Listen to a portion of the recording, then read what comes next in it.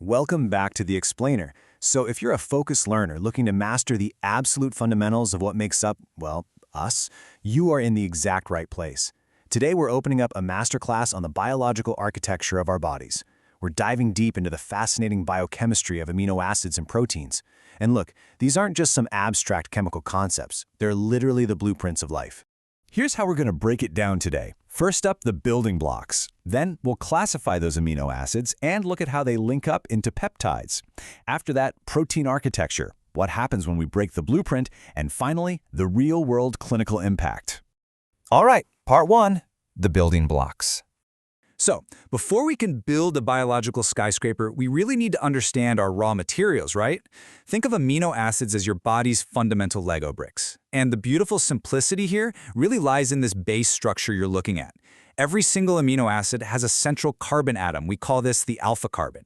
Attached to this central hub, you'll absolutely always find an amino group on one side, a carboxyl group on the other, and a hydrogen atom. But the real magic, that's at the bottom. That distinctive R group or side chain.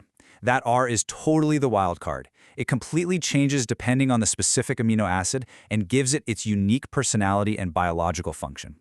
Now, over on the left, you can see this incredibly diverse array of the first 20 amino acids, all rocking their own complex R groups.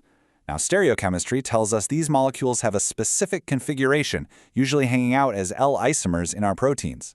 Almost all of them are what we call chiral. Basically, that means they can't be perfectly superimposed on their mirror image because they've got 4 completely different groups attached to that central carbon. But check out the image on the right, glycine. This little guy is the massive exception to the rule. See, glycine's R group is literally just another hydrogen atom. Because it's got 2 identical hydrogen atoms attached to the center, it is entirely non-chiral. Kinda cool, right? Moving on to part 2, classifying amino acids. We basically sort these biological building blocks in 4 distinct ways. First, structurally, like are they aliphatic, aromatic, or sulfur-containing? Second, electrochemically, meaning are they acidic, basic, or neutral at a certain pH? Third, nutritionally, can our own bodies actually make them, or do we desperately need to eat them? And finally, by the fate of their carbon skeleton, whether they turn out glucogenic or ketogenic. Keeping this classification structure really helps keep the science incredibly clear and, logical. Let's actually zero in on that nutritional classification for a second, because it's absolutely vital for your daily health. Some amino acids are essential, which simply means our bodies literally cannot synthesize them. We have to get them through our diet to maintain a normal nitrogen balance. And this brilliantly illustrates a classic old-school medical mnemonic to remember them, PVT Tim Hall, Private Tim Hall. That stands for phenylalanine, valine, threonine, tryptophan, isoleucine, methionine, histidine, arginine, leucine, and lysine. If you're missing these from your diet, your body just can't build the proteins it needs. But hey, having a pile of individual amino acid bricks isn't going to build you a house, right? They're really just raw materials until they're actually snapped together. Which brings us to part 3, linking up, peptides.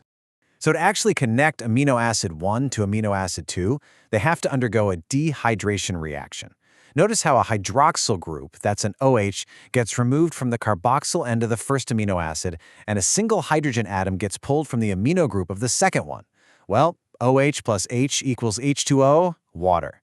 By pulling out that water molecule, a super strong covalent peptide bond is forged right between them. All right, let's pause for a quick question just to keep the gears turning.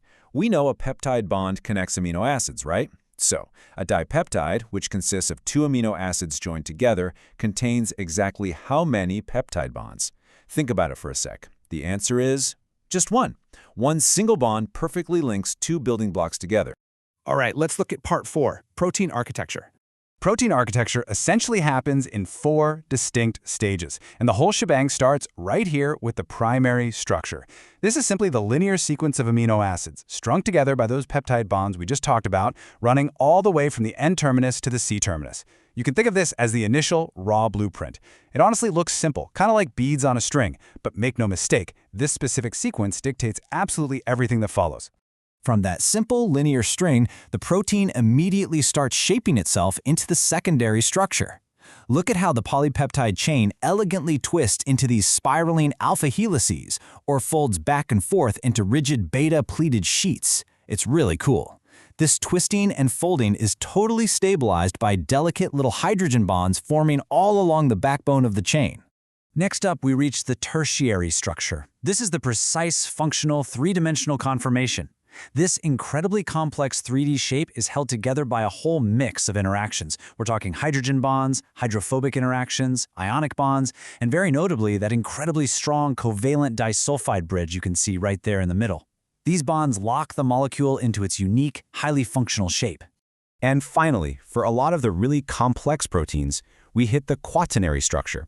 This ultimate level happens when two or more separately folded polypeptide chains come together and just lock into one massive, multi-unit functional complex.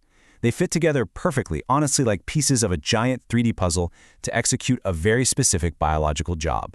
So, why does all this complex folding actually matter? Well, it all comes down to the golden rule of biochemistry beautifully illustrated here. Structure determines function.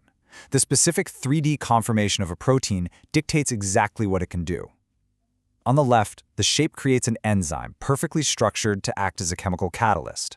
On the right, a totally different sequence creates a Y-shaped antibody precisely structured to recognize and bind to foreign invaders as an immune defender. Bottom line, if the shape is wrong, the protein simply cannot do its job.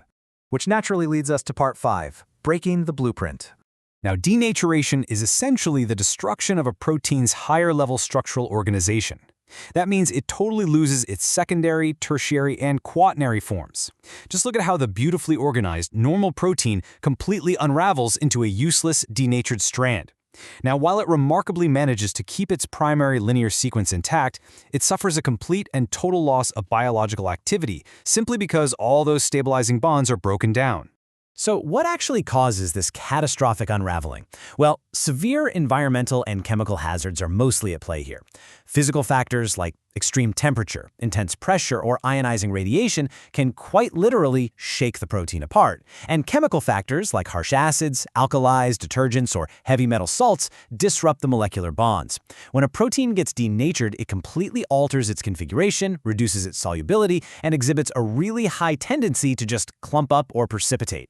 And finally, part 6, clinical impact. Let's look at the real-world medical impact. In sickle cell disease, a mutation causes a single amino acid substitution in the hemoglobin primary blueprint, just one. Glutamate is accidentally replaced by valine. But that one tiny misplacement completely changes the protein's overall folding, which in turn violently distorts the shape of the entire red blood cell into a sickle shape. This simple swap causes the red blood cells to catch on each other, causing incredibly dangerous, painful clogs in the blood vessels. Which really brings us to this final thought for today. If swapping out a single microscopic building block can cause a massive systemic disease like sickle cell, how fragile and yet how entirely brilliant is the biochemistry that keeps us alive? I mean, we see this everywhere in medicine. Misfolded tertiary structures are the literal root cause of Alzheimer's disease. Missing essential amino acids can totally disrupt melanin production, leading to albinism. Doctors can even diagnose severe neurological conditions simply by analyzing the trace proteins found in your spinal fluid. It really makes you appreciate the incredible microscopic machinery running inside you 24/7. Thanks so much for joining me on this deep dive on The Explainer. Keep asking questions and keep exploring the blueprints of life.